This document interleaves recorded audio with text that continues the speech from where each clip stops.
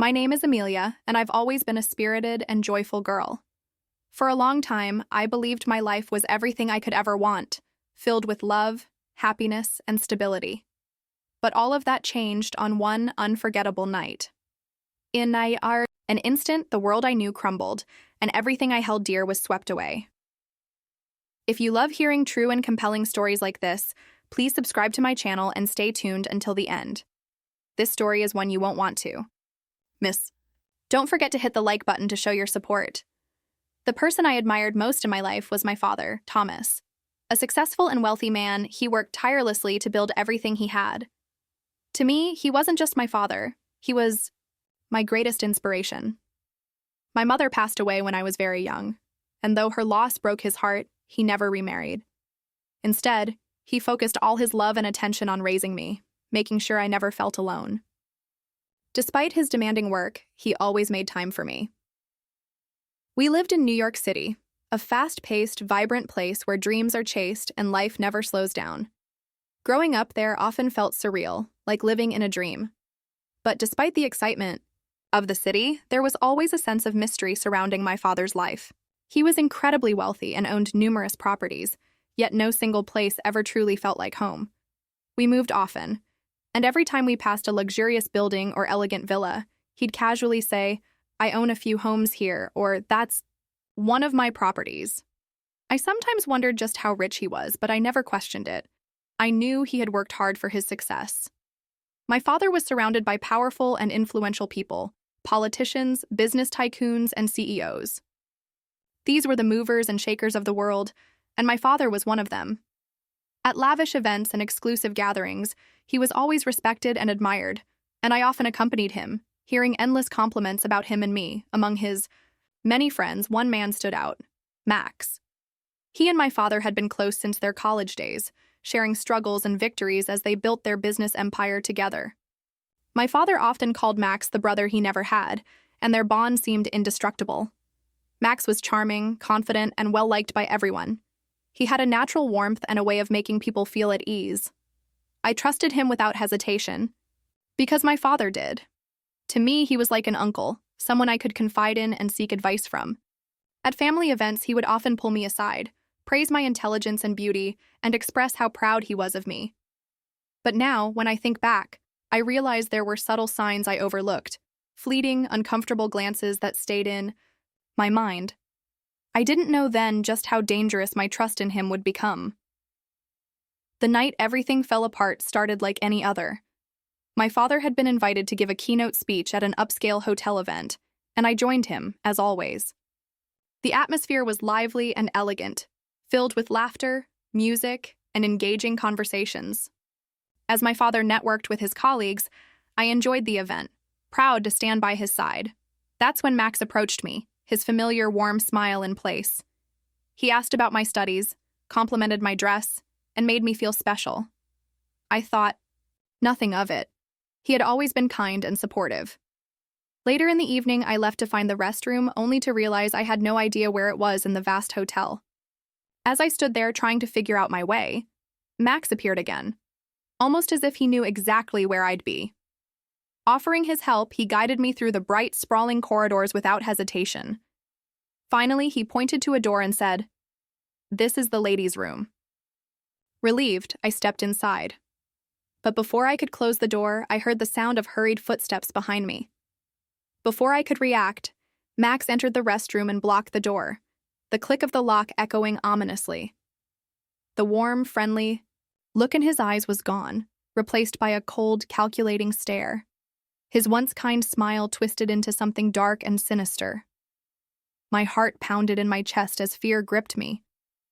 Trying to stay calm, I asked, "Max, what are you doing?" My voice trembling. He didn't answer. He simply took a step closer. His eyes never left mine. There was something in them. Something cold, something dangerous. I felt trapped. My back hit the wall, and when I reached for the door behind me, it was locked. My heart pounded violently in my chest. There was no one around to hear me scream, and in that moment, I knew I was truly alone. The next few moments stretched into eternity. The man I had once trusted, the man my father had trusted, was now a stranger. Max, a family friend, had become something terrifying, something I couldn't recognize. My body was frozen with fear, but my mind was screaming at me to run. I tried to back away, but the bathroom was too small. There was nowhere left to go. Max's eyes had lost their warmth, his smile twisting into something dark and sinister. "Don't be afraid," he said softly, his voice calm but laced with menace. "I just want to talk, like we used to." "Max, what are you doing?" I demanded, my voice cracking. "This is the bathroom. Get out." He didn't listen. He just smiled faintly and placed a hand on my shoulder. I jerked away, but his grip tightened, sending a wave of panic through me. "Let me go," I shouted. "You can't do this." "No one can hear you," he whispered coldly. "It's just you and me here." His words were a dagger to my heart. I pushed against him with everything I had, but he was too strong. The walls felt like they were closing in. The music and laughter from the party outside drowned out my cries. "You know I care about you, right?" Max's voice softened, but his words only made it worse. "Your dad doesn't need to know. No one needs to know. That." Shattered the last ounce of trust I had in him. Desperation took over. I screamed, hoping, praying, but the noise outside swallowed my voice. I fought harder, but it was no use. Max's strength overpowered me, and my fear became a nightmare. When he finally left, I thought it was over. I slumped to the floor, trembling and broken. But before I could escape, the door opened again, and Max returned. The dangerous glint in his eyes told me he wasn't finished. The nightmare began again, each time worse than the last. I lost all sense of time. The darkness felt endless. Then suddenly light flooded the room. My father's voice broke through the nightmare. "Amelia, where are you?" When he saw me, his face went pale. Horror and pain filled his eyes. He lifted me in his arms, his voice choked with emotion as he screamed for help. But when he turned to Max, the man who had betrayed us both, his pain turned into rage. "You dare touch my daughter?" my father roared. He attacked Max with a fury I had never seen. Blow after blow landed with the force of heartbreak and betrayal. No one dared to stop him. I watched in a daze as my father fought, every punch fueled by the pain we both felt. Finally, security arrived. The chaos faded, and as I slipped into unconsciousness, the last thing I saw was my father's face, broken yet determined. When I woke up, the sterile light of a hospital room greeted me.